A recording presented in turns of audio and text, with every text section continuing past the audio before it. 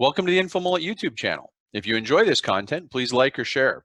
And if you'd like to support the InfoMullet by becoming a mulleteer, visit us on Patreon. We appreciate your support. Let's look into now the mystery Mousektool, and it's going to look familiar here. What was fueling GameStop was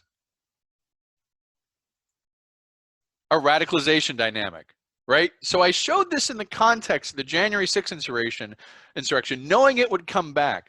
I am pretty convinced now that what was going on with GameStop is an exhibit of this radicalization, not in violence, but in terms of non-violent activity that still comes with some harm. So let's move it down here. Okay, so this is the simplified form of the radicalization. So first of all, perceived grievance and moral outrage, right? Hedge funds are bad. Capitalism sucks. The world is horrible. We don't like stocks. So this is the grievance and the moral outrage. The conspiracy narrative is the hedge funds are overexposed. They're committing illegal acts. Robinhood's intentional. I saw a lot of this conspiracy narrative formulating, and I'm not on WSB or Reddit or anything like that, but a lot of the narrative inside there is creating this narrative of why to short squeeze the hedge funds. The narrative is not, and this is key, the narrative is not make a few bucks, have your day, go get some money. It is specifically a narrative of being something larger than yourself that is striking a blow for this perceived grievance and moral outrage. And so it ties into that. Now, fixation. If you're on that Reddit forum a lot and you're getting your regular updates, you may be subject to fixation, because look over here, broadcasting and narrowcasting. Deep fucking value, DFV. This is a guy, bandana wearing guy, who's been long on GameStop for almost 2 years now. He gives daily updates. I have saw people treating him like a celebrity, and like, I can't wait for his next update. He's going to tell us. Daddy Elon Musk is another one where the head of Tesla, Musk, is out there tweeting, encouraging people to do this. This is that narrowcasting effect. That narrowcasting is when you identify celebrity figures from wherever they come from, and you associate with them, and you begin to follow their guidance above and beyond what you might do otherwise. So I think this was a real effect. Again, this isn't terrorism, this isn't insurrection, this isn't violence, but I think the same structure is at work. And there is a concern that there's some, there's anti-Semitism playing in here. A lot of the memes were anti-Semitic. There's a lot of homophobia on the forums that happens.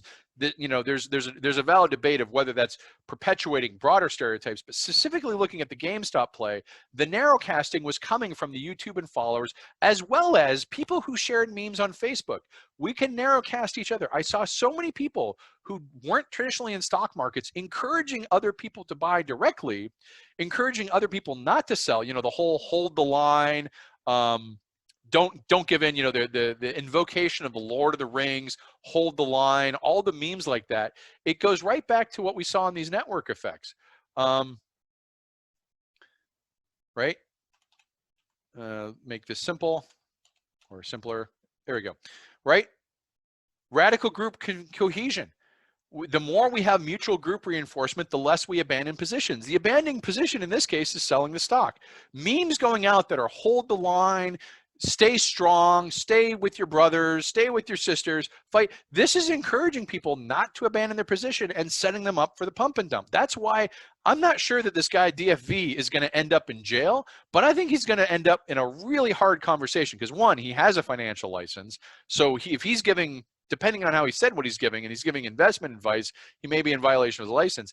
Even if he's hurting himself a lot, he set people up, perhaps unintentionally, for what looks like a pump and dump, right? It looks like the value went up a lot, and then it dropped, and people were left holding the bag. And it's because there was this massive narrowcasting between these individuals like DFV, but also the meme network on social media, your friends, the people you trust, your fellow broadcasters. They're reinforcing this, and it looks like it's all fun and joyful.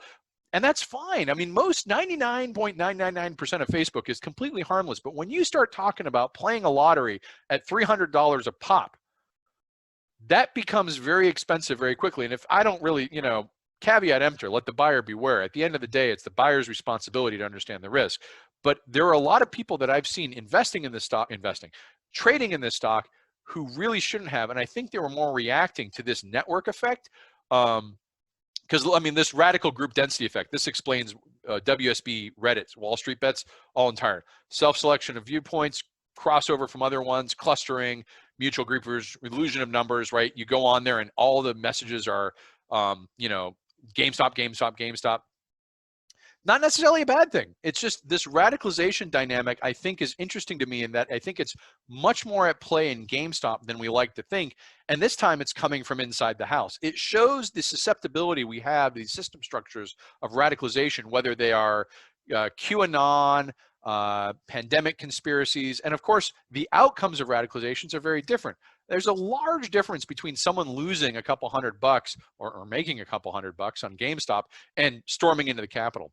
But the key is they start at the same place. They end up, where they end up, we don't know. They start with a grievance, they start with a narrative, then as the radicalization goes, it goes into fixation, identity formation, and driving an action driven by this narrowcasting and broadcasting. So that was the mystery Mousektool, is the use of the radicalization structure to explain the January 6th insurrection, to help explain the GameStop phenomena, which gives you a little bit more to take away than just my really crappy explanation of how shorts, longs, puts, and calls work. So going back to the questions, yeah, screenshot time, go, go, go. These are cultural scripts. These terms that I see people using, diamond hands to the moon, Stonks Burr. These are cultural scripts. These are the communication of cultural scripts that come out and convey all sorts of things. So Leroy Jenkins, a great cultural script, and talk about a meme that has legs. I mean, that's a long-term one. But these radicalization things that I study, I'm only looking at the violence ones. But I think it's, as we go around and be conveyors, or we get a hold of information, we got to be more self-aware of when we're being triggered with our grievance and moral outrage, and ask, is that personal resonance that's being triggered, or vicarious humiliation? Are we actually experiencing this, or are we experiencing it on someone else has? Then when someone gives us a narrative, be very critical in that narrative.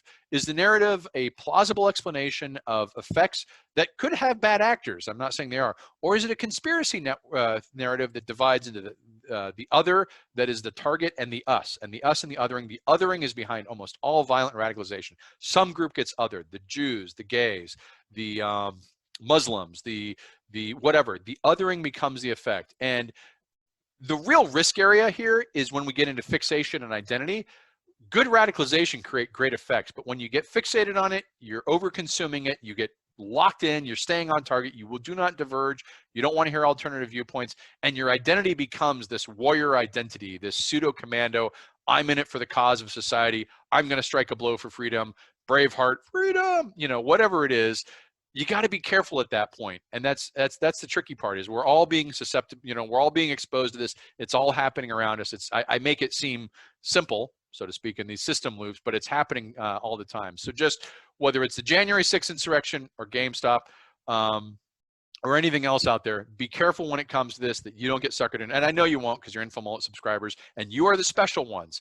You're the special ones who are muleteers. And if you aren't a muleteer, now's your chance to fixate a little more and identify and activate yourself to subscribe to my Patreon. So www.patreon.com/InfoMullet. You'd think with all the work I do, I could mastermind this radicalization mechanic and I'd have like 10,000 Patreon subscribers, but maybe that's post-dissertation. Do that.